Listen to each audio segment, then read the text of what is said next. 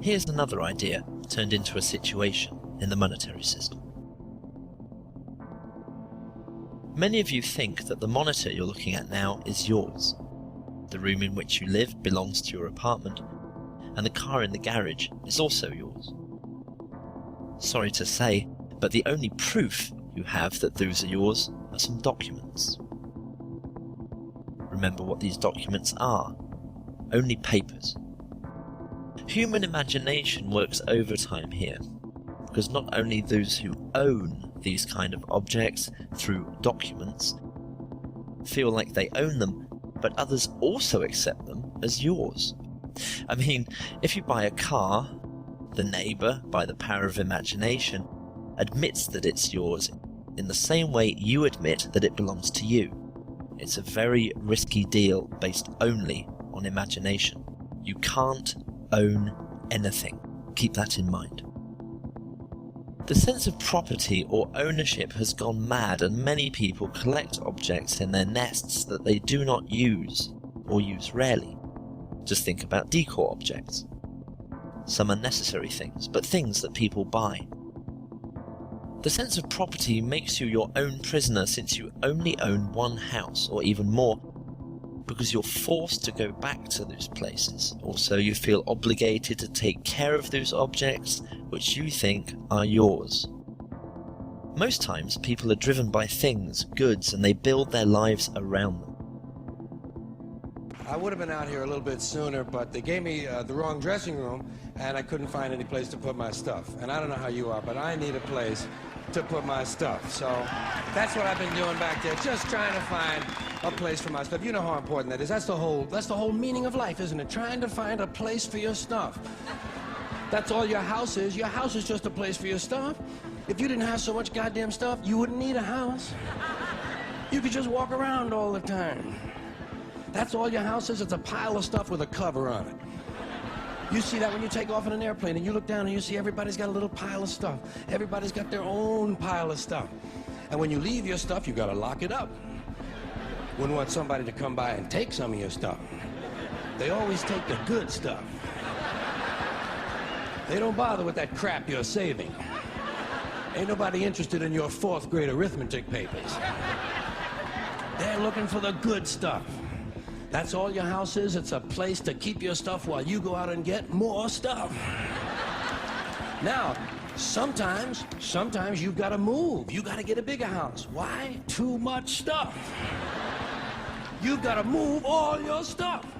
And maybe put some of your stuff in storage. Now imagine that. There's a whole industry based on keeping an eye on your stuff. Enough about your stuff. Let's talk about other people's stuff. Did you ever notice when you go to somebody else's house, you never quite feel 100% at home? You know why? No room for your stuff. Somebody else's stuff is all over the place. And what awful stuff it is. Where did they get this stuff? And if you have to stay overnight at someone's house, you know, unexpectedly, and they give you a little room to sleep in that they don't use that often, someone died in it 11 years ago, and they haven't moved any of his stuff. Or wherever they give you to sleep, usually right near the bed there's a dresser, and there's never any room on the dresser for your stuff.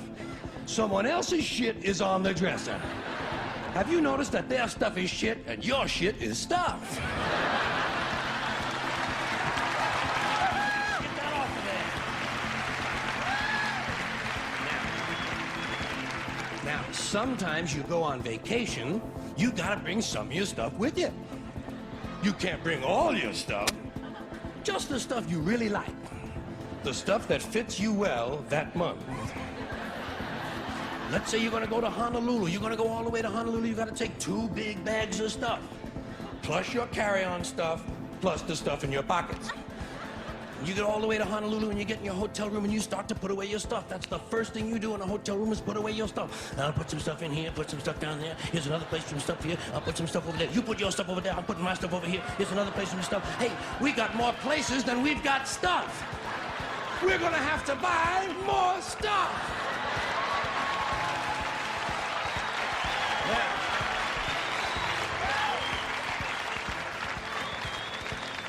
And you put all your your stuff away and you know that you're thousands of miles from home and you don't quite feel at ease, but you know that you must be okay because you do have some of your stuff with you. And you relax in Honolulu on that basis. That's when your friend from Maui calls and says, hey, why don't you come over to Maui for the weekend? Spend a couple of nights over here. Oh, shit, no. Now what stuff do you bring? Right, you've got to bring an even smaller version of your stuff.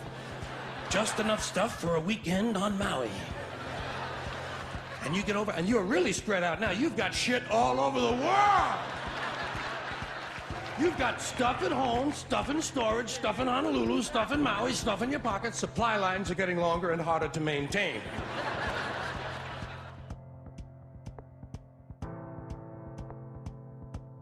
The sense of property is normal for the monetary system, which, by nature, is based on consumption. The hallucinating part is represented by those who admit parts of the earth as their own.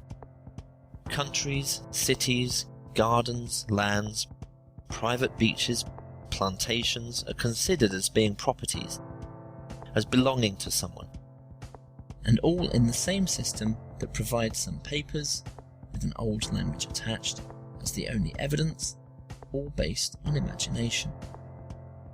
The sense of property makes you care about certain objects. When others take those objects from you, it creates conflict. Because the monetary system is based on this consumption, it doesn't offer any such object for free, even though it's never owned anything. Through this sense of property, many people own objects they don't need, that others could benefit from, even objects they seldom use, but an exchange is not possible in the monetary system without any submission from one of the two parties. The sense of property is developed by the desire of consumption perpetuated by the monetary system. Social status is another imagination and is directly related to the sense of property. People imagine that they climb an imaginary ladder when they buy certain objects, when they complete a college course or have a job. It's a fantasy that can only exist in a system that constantly wants competitive consumers. Remember, no matter that you have 5 cars, houses, expensive watches, gold, money, you're a doctor, lawyer, teacher, mechanic, salesman, all are just imagination. Only that. All are just some extensions of the human being, like technology or information. Technology seen in objects, and information in education. You are a human being who has access to a certain technology, house, car, television, computer, and certain information, school, college, experience, books, teachings, etc. Only that. None of this makes you better than another human being, especially in an unjust system.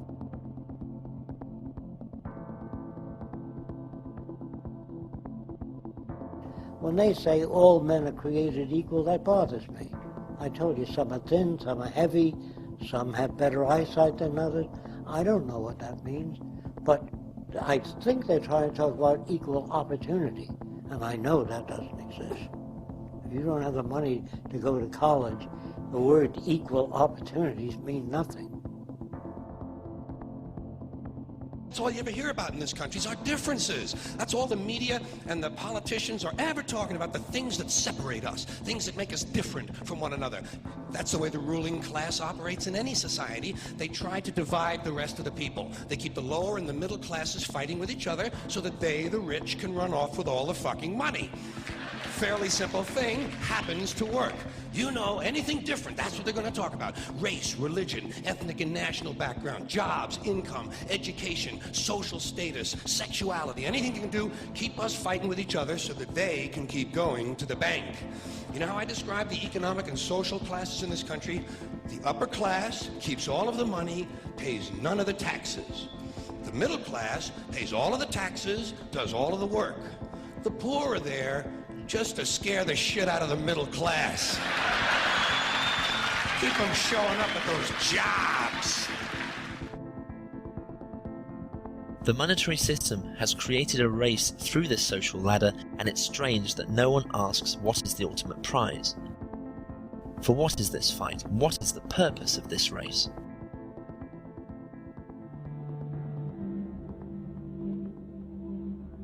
Now, my grandmother was a wonderful person. She taught me how to play the game Monopoly. She understood that the name of the game is to acquire. She would accumulate everything she could, and eventually she became the master of the board. And eventually, every time, she would take my last dollar, and I would quit in utter defeat. And then she would always say the same thing to me. She'd look at me and she'd say, "One day, you'll learn to play the game." One summer, I played Monopoly with a neighbor almost every day, all day long. We'd play Monopoly for hours. And that summer, I learned to play the game. I came to understand the only way to win is to make a total commitment to acquisition. I came to understand that money and possessions, that's the way that you keep score. And by the end of that summer, I was more ruthless than my grandmother. I was ready to bend the rules if I had to win that game. And I sat down with her to play that fall.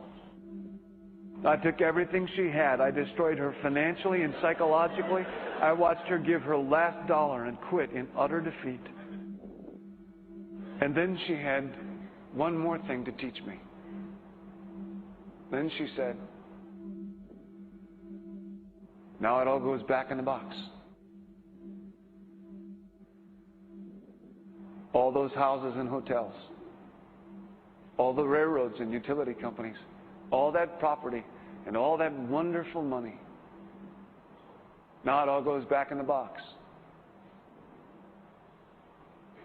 I didn't want it to go back in the box. "No," she said. "None of it was really yours.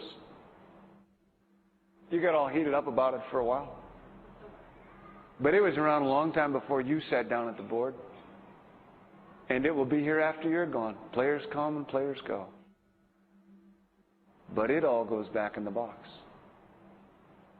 Houses and cars,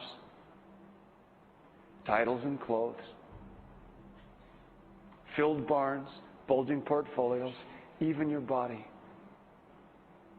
Because the fact is that everything I clutch and consume and hoard is going to go back in the box, and I'm going to lose it all. That's not much of an ROI on that.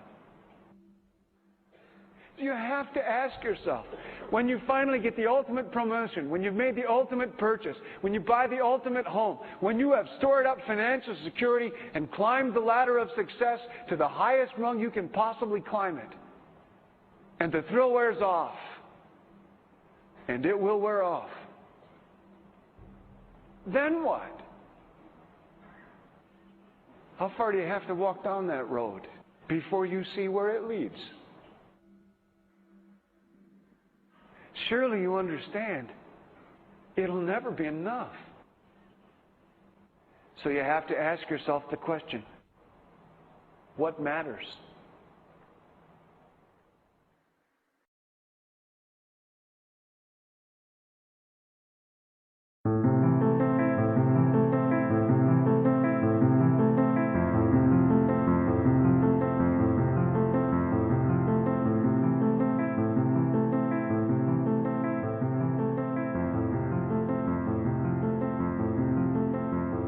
To remove this social race, you must get rid of the inequality between people through producing an abundance of goods and services, so no one would hold anything but only would use these objects or services. In fact, if there was an abundance of goods and services, we wouldn't need currency. It won't be necessary, and so there would be fewer jobs, and through education the people would get rid of the feeling of competition and arrogance.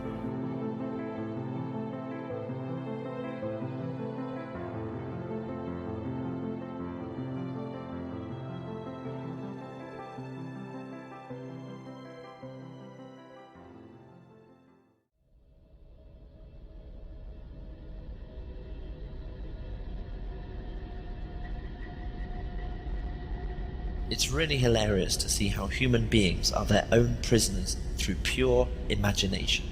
It is strange how humans behave like photocopiers. Once they have established perceptions about their world, they perpetuate those perceptions and resist any change to them.